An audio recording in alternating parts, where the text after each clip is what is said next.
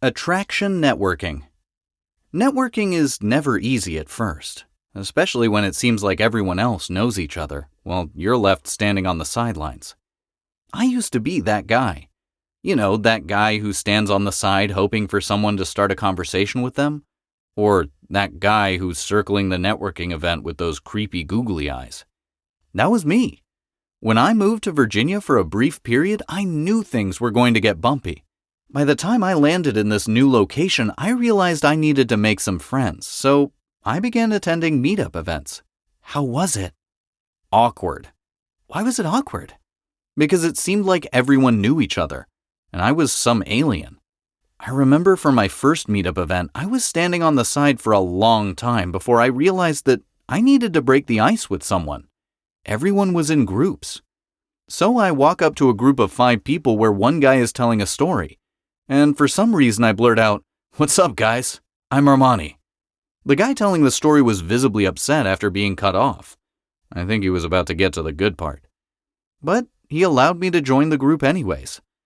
The group tried creating conversation with me and vice versa, but it just felt extremely uncomfortable.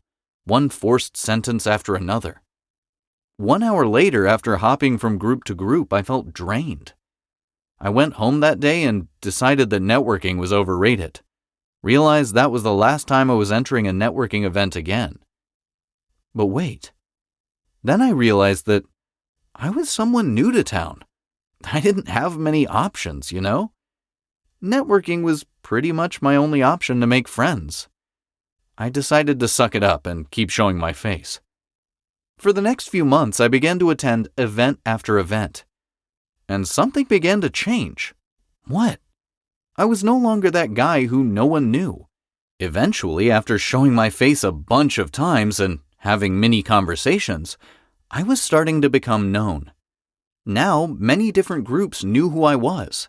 They would often invite me over, or I'd create a group by myself.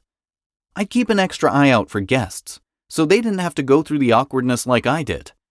Soon, every event I went to, I had new people coming up to me. Having a group to talk to made me much more approachable than the guy gawking at others from the side.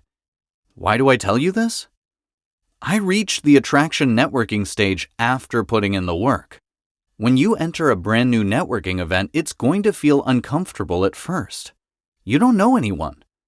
It's easy to let that initial awkwardness rule out going to another one of those events again.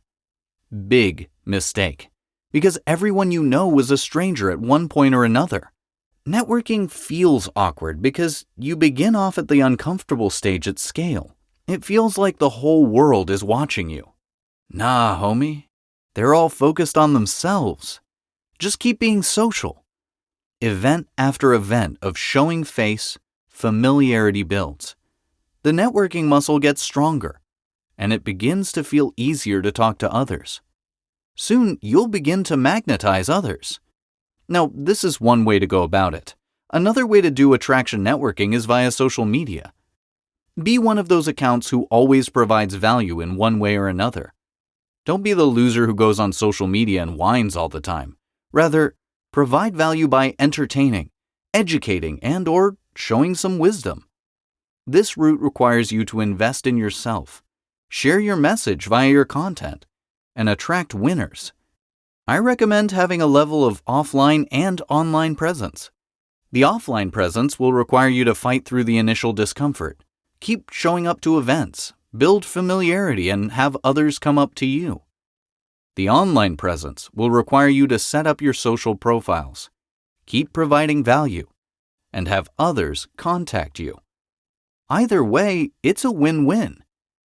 Life is a game of people. Those who play the game stack up opportunities, while those who opt out of the game twiddle their thumbs, missing out on opportunities.